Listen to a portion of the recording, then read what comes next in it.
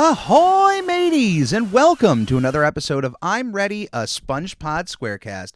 My name is Captain Eric, and we are continuing our sail through the third season of SpongeBob SquarePants, but this is another episode of Video Bob Game Pants. If you remember that theme song, which only shows up anytime we're talking about a SpongeBob SquarePants related video game, then you know what you're in for. I do want to give a shout out to Kristen Vasquez, who composed that rendition of the SpongeBob SquarePants theme in 8-bit that they were wonderful enough to let me use for any episodes about the SpongeBob SquarePants video game. So I really appreciate Kristen letting me use that little ditty out. So in the description of this episode, you can check out the links for both Kristen's YouTube channel, but also a link directly to the song used, so you can listen to it at your leisure. Just so you know, during the third season of SpongeBob SquarePants is when the merchandising craze for the yellow sponge really ramped up to an entirely new level. This is where SpongeBob went from just a normal cartoon on television to being a worldwide phenomenon. This is just the merchandising boom took over, and you couldn't escape seeing SpongeBob on store shelves across the country, across the continent, across the world. And this is where also the production of video games featuring SpongeBob SquarePants really started amping up. So before we get into today's video game, I do want to talk about how the episodes are going to be moving forward, because we are revving up to the end of the third season here of SpongeBob. And at the end of the third season, we then move on to the SpongeBob SquarePants movie, which also has its own video game. And you got to think, in between that, we also have games like Revenge of the Flying Dutchman and Battle for Bikini Bottom. Pretty massive games in their own right. So for the next few episodes, we're pretty much going to have every other 2 episodes of SpongeBob SquarePants, I'll have a Video Bob Game Pants episode about that corresponding video game. For today's video game, Employee of the Month, this was going to be the first one that I was going to actually get my entire footage of me playing it. But unfortunately, running this game on Windows 10, the game runs perfectly. But the only issue is that the black textures of SpongeBob's, belt and his eye pupils, or the pupils literally for any of the other characters, are just transparent. And I've looked up a few fixes, and I've tried 1 or 2 things, but unfortunately I just can't get those pupils to fill in. Otherwise, the game looks great, runs great, and I would love to get footage, but I'm kind of a perfectionist with these types of things. So in the meantime, I'm going to get footage of some of the video games I've missed thus far: Nicktoons Racing, SpongeBob SquarePants, Legend of the Lost Spatula, Super Sponge. I want to go through the back catalog, get those long plays up on the channel. And as far as live streams are concerned, they will be happening once I move in a few months and I'm in a position to actually set up live streaming in a better capacity. In my current setup now, I certainly could live stream, but for certain games like Battle for Bikini Bottom, that's just going to be an entirely, different level of a hassle that I just don't want to deal with right now. Once I'm live streaming and I'm with you guys once a week and I could just, play through these games, I'm going to go back through and play through any of the games I've missed and that I haven't had any footage of thus far. If you know of that issue in Employee of the Month that could fix the pupils and any of the black textures, certainly reach out to me, spongepodpodcast@gmail.com. I would really appreciate that, because I want to get footage of this game. It's actually an extremely easy yet charming SpongeBob SquarePants video game that we have here. Employee of the Month was first released on September 22nd, 2002. And I should have probably reviewed this game a few episodes ago, as we're dealing with episodes that released in 2003 and in 2004.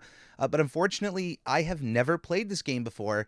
And the fact that it was a point-and-click game, just not that it gave me a level of anxiety, but the fact that I had never played it before, and it was then more of a force because of the show. Like, well, I have to play this game.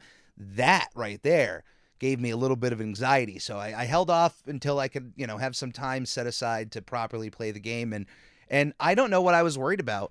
I've seen footage of this game before, but at the end of the day, like I said, it's a very easy point-and-click adventure game. So SpongeBob SquarePants, Employee of the Month, as I mentioned, first released on September 22nd, 2002. It was developed by AWE Games, who I believe also developed Operation Krabby Patty, which we've covered on the show already, and was published by THQ Man, I love seeing that logo with the rest of the Nicktoons characters. It's just so perfect. That THQ brand and the Nickelodeon brand are synonymous in my world together because almost all of the Nickelodeon games I played in my life were released through THQ. As already mentioned, this game is a point and click adventure game that's made for kids, so very light puzzles, and at the end of the day, it's more of a fetch quest, find an item that some other character needs to then get an item that another character needs kind of game. And you know what? That might sound like a negative, but those kind of experiences, those kind of playthroughs can be very calming and very easy for me, who also on the other side of gaming plays a lot of intense and heavy shooters. And then it's nice to just kind of mellow out and play a point and click adventure game like this. I have a lot of experience in my life with point and click adventure games. Asterisks on that because the experience I have as a child was all with the Humongous Entertainment set of point and click adventure games. Your Putt Putts, your Freddy Fishes, Pajama Sam, Spy Fox, these classic characters from Humongous Entertainment, which I absolutely adore. I had a decent amount of those games as a kid. I didn't really have a computer that was powerful enough to play other PC games that some of my other friends had, but point and click games always ran fantastically on our home computer. And we were also not the most well off family in the world. I certainly had more games than other friends of mine who maybe would only receive video games for their birthdays or Christmas. I was at least in the position where maybe once every few months, if I, kept my behavior up, my mom would surprise me with a video game, which more or less would probably be a PC game because those were usually cheaper than the console games for the systems I owned. Normally, my mom might see a SpongeBob game in a clearance bin and then pick that up for me, which is how I came across Operation Krabby Patty as a kid, which I played so much, and I have such a love for that game. I know it's not everybody's favorite SpongeBob game, but it has a special place in my heart, along with those animations of that game, which I know are infamous if you have ever seen them in the SpongeBob community, those very early Operation Krabby Patty animations. But I really adore them, and they're in full force here in this video game. As mentioned, this is made by the same creators as Operation Krabby Patty. So there is a bit of a feeling that is similar between the two, especially when it comes to those cutscenes. But as far as the gameplay is concerned, these two games are night and day. When it comes to the easiness of this game, it is very much aiming low for a very young mindset. I even mentioning the Humongous Entertainment games, I felt that those at least had stumped me a bit more with some of their puzzles than what was found here in Employee of the Month. But I don't want to make that sound like a negative, because at the end of the day, if there was a young kid who wanted to try a point and click adventure game, this is something that I would point to them and point and click. This is something that I would point to and say, hey, look, try this one. This will give you an idea of what you will find with the rest of the genre. Now, it's not hold your hand kind of easy, but I will say this: if you play this game completely blind going into it, as long as you talk to every character and you click on every clickable object, you will beat the game. And it honestly isn't that long of a time. I set aside a couple hours, not really sure what the time frame was going to be. I looked up, what was the average play time for long plays, but I don't know the kind of time I'm gonna have. I might, spend so much of my time trying to find all of the clickable objects and the backgrounds of each scene. And to my surprise, there really weren't many. But yeah, it took about 2 hours from beginning to end to beat this, and it was just a fairly easy, fun little experience. As far as some of the notes I wrote here about my experience, which I think it's going to be surprising to some of you with some of the stuff that goes on in this game. Now, before I go on to all of the positives I have about this experience, I do want to start out with a big negative, and it's a negative that also has an asterisk because I believe there's a bit of an understanding to find here.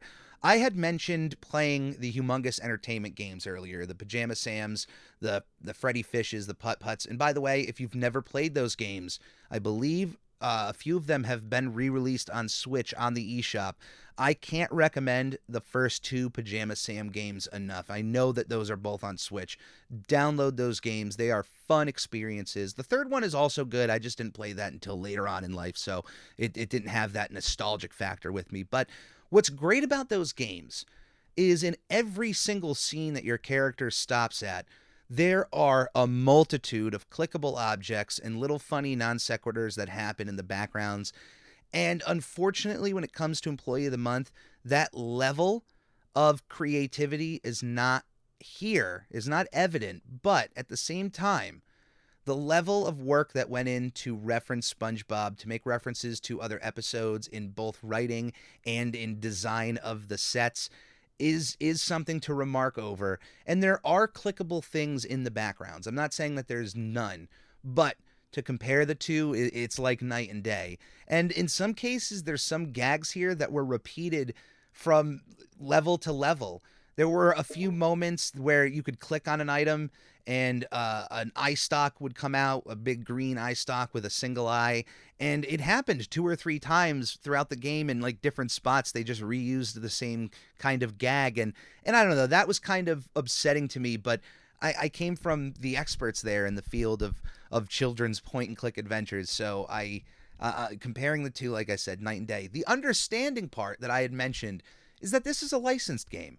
They could have been under a specific amount of time to get this game done, to get it printed and shipped out to stores, and they could have only had that amount of time to get what they got done. And if that's the case, which I honestly would bet on, this is fine. This is a completely fine experience. I bring up that negative just from personal experience with children's point and click games from my own. But like I said, if you've never played those old ones, play them. And even if you want to try this one out, I do think this is worth the experience of finding and downloading an ISO copy of Employee of the Month, since there aren't any other legal means to purchase this since it's out of print and whatnot. Beyond that, I really love the gag that they went through in this game. A little bit of a spoiler here for you, but one of the first spots that you land in is the Krusty Krab. And one of the first characters you run in at the Krusty Krab is a very angry customer who is still waiting for his meal. So the light bulb should kind of go off in your head that if you're playing SpongeBob, you should obviously get this customer his Krabby Patty. And that's one of the first fetch quests in the Krusty Krab. Finding a plate, cleaning the plate, finding the Krabby Patty ingredients separately, and then putting it all together, giving it to this customer. What's great is that this one customer then appears in every single level and is only referred to as familiar customer, but then ignores the fact that he has met SpongeBob a multitude of times, only until, spoiler warning, at the end you find out that it's literally like all of these guys are all brothers, and it is all different fish. It's not the same guy just messing with you in different levels. That kind of effort here I can appreciate, and it did get a chuckle out of me. Employee of the Month, the plot of the game is about SpongeBob winning Employee of the Month and Mr. Krabs gifting him 2 tickets to an amusement park that is based around King Neptune.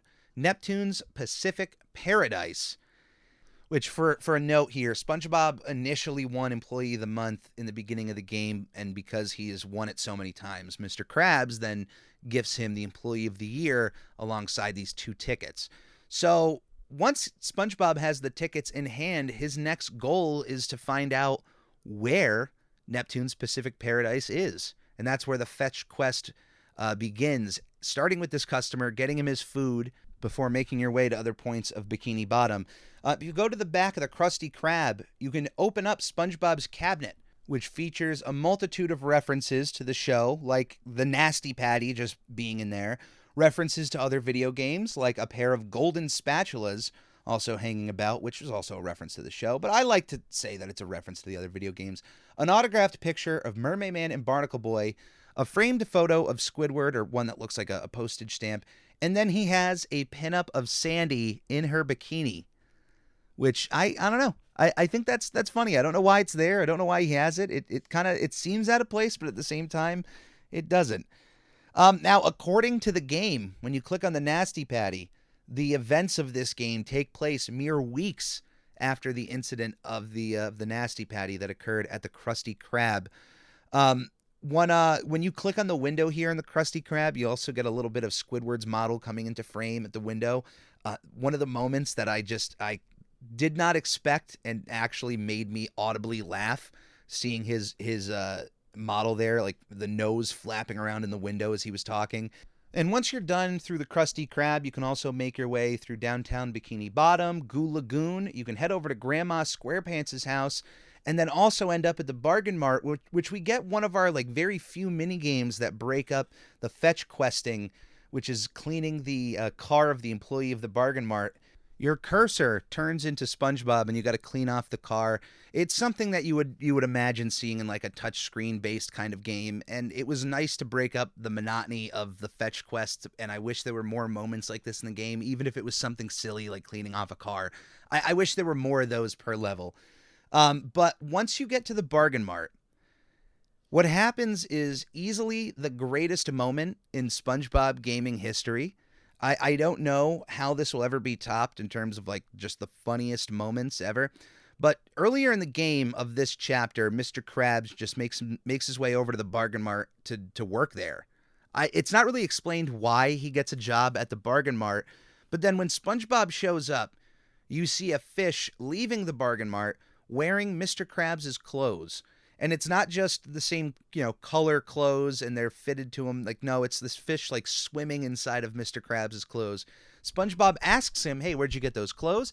And he said, Mr. Krabs is inside selling everything super cheap, and he practically gave these away. When you go inside to the Bargain Mart and go over to the other side of the store, you are then greeted with a completely naked Mr. Krabs standing right behind some strategically placed cans, and ever so often will just do a little jig and say money to himself. And this is also one of the very few games, one of the handful amount of games that actually feature Clancy Brown voicing Mr. Krabs instead of the usual Joe White, who is the voice of Mermaid Man and Mr. Krabs in a lot of these SpongeBob video games, including AWE's first Operation Krabby Patty. They had Joe White voicing Mr. Krabs in that. But for Employee of the Month, they were able to get Clancy Brown to come and voice his character. And let me tell you, that one change adds a world of difference to making this world feel real. Every single character sounds like themselves, especially Mr. Krabs. But the fact that you come across this moment of Mr. Krabs just standing in the middle of the Bargain Mart naked, dancing and saying money to himself, it's just jaw-droppingly hilarious. I had to stop the game from laughing so hard, and I had no problem just standing there for an extra minute or two just to listen to Clancy Brown have the time of his life. They knew it was a rare occasion to get him to voice Mr. Krabs for a SpongeBob video game, and they used their time wisely, and I applaud them for it. I can't believe they were able to get this done. After your excursion through Chapter 1, at the end of the chapter, SpongeBob and Patrick make their way onto the bus that'll take them over to Neptune's Pacific Paradise. Unfortunately, the bus driver warns them of some impending weather that's making its way up to Bikini Bottom, but SpongeBob and Patrick pressure the bus driver to make forward with the plans. Unfortunately, the bus gets knocked off course from the weather, taking the bus all the way straight to rock bottom. Chapter 2 is called Hitting Rock Bottom, and it is, of course, about SpongeBob and Patrick trying to make their way outside of rock bottom, which of course features a ton of references to the episode at hand. And the locations through rock bottom you can make your way to include the rock bottom bus station, the TV station WSEA TV, the Rusty Anchor, and Marlin's Cave, a character, Marlin the Wizard, which if you are familiar with your oceanography, Marlin is a kind of fish that you would find. So Marlin the Wizard was a nice little sea gag here. The one thing I do like about this game was there was at least one or two moments where SpongeBob gave the player a bit of sea trivia. There was some trivia over coral, and I forgot there was another part where I feel like I learned something. And I like those moments because it just harkens back all the way to Steven Hillenburg's original start, when you can trace back SpongeBob all the way to the Intertidal Zone, a comic book in which he was making for an aquarium to teach kids about the creatures you would find in a tide pool. That comic featured a character named Bob the Sponge, which is nothing like SpongeBob, but you can trace all the way back to a time when Steven was teaching others about the ocean. So I like how we have a SpongeBob game here who, just even for one or two pieces of trivia, still have that a part of it. I absolutely love it. After the characters make their way through Rock Bottom, they find themselves back to square one in Chapter 3, where they are trying to get gas into Sandy's rocket. Another reference there. And has you going through locations such as the diner, Jellyfish Fields, we finally make our way over to Conch Street, which you can enter Squidward's Dream. We also have Sardines Sundries, which is a little shop that you end up finding the dream glasses in that help you enter Squidward's Dream, which, by the way, another section of this game that is well worth looking into, Squidward's Dream. It's a quick section, but it's a memorable one. It's a funny one. Before making your way over to Sandy's Tree Dome at the end of the level. Chapter 4, Bottoms Up, has the rocket run out of oxygen, makes its way over to the area of Bottoms Up, in which SpongeBob has to then fill those oxygen tanks over at an area called Oxygen Springs. And SpongeBob is unable to get into Oxygen Springs without having a fancy jacket, so SpongeBob makes his way over to Waverly Hills, a fancy part of the undersea floor that we get to look into, before one of the last locations that we end up with in the game, Sublime Seafoods. By the end, you eventually make your way over to Neptune's Pacific Paradise, in which SpongeBob finds out that unfortunately the park is closed due to it being saved for a certain special somebody called SpongeBob SquarePants, a reference from the episode Mermaid Man and Barnacle Boy 2. There are a lot of references to the show. I don't want to list them all here because it's such a small, easy experience that for any SpongeBob fan, it should be not only easy to get this game running on your modern computer, but to just play through it.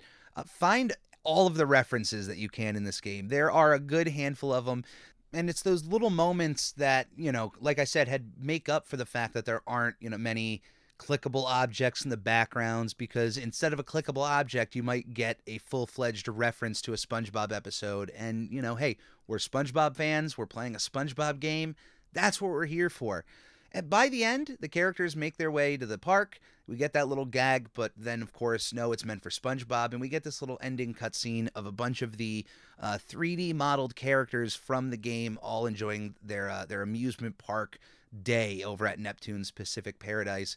One little note here, if you pay attention closely to the ending cutscene, you can actually hear some of Joe White's, Mr. Krabs', some of his dialogue still left in of that ending cutscene. Even though I don't even think you see Mr. Krabs, you could just hear it among the rest of the other characters talking. From beginning to end, I gotta say, I had a smile on my face for Employee of the Month. It's not the greatest point-and-click adventure game in the world, but hey, for a SpongeBob SquarePants themed point-and-click adventure, I had a blast with this game. I don't really have a rating system for this show, but honestly, out of 5, I'd have to give this a 3 or 4 out of 5. It did its job. I had a fun time with it. It's very easy, and it's hard to make that a complaint when this is meant for kids. And for this time in 2002, this might be a lot of kids' very first point-and-click adventure game. So for you to be able to dip your toes into this genre with a game like this, I think that's fantastic, because then it could lead to other point-and-click adventure games that you can find down the road, including ones that might test your brain a little bit and introduce more complex puzzles.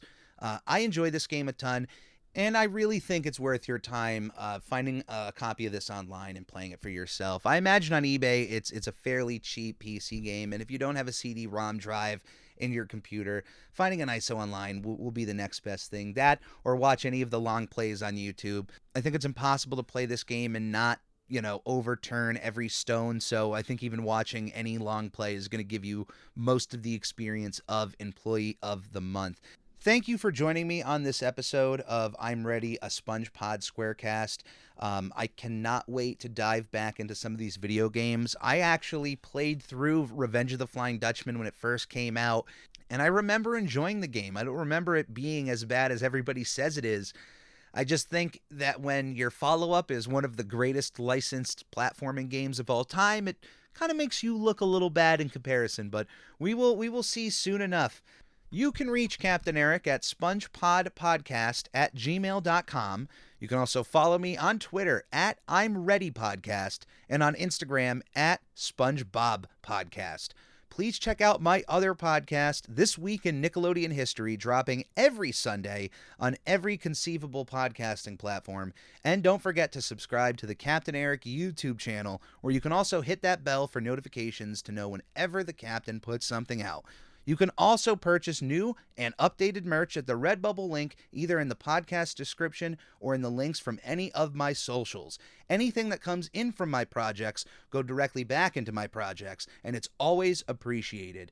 As always, everyone, please stay safe, be kind to one another. Thank you for joining the Ready crew, and come aboard next week to I'm Ready, a SpongePod SquareCast.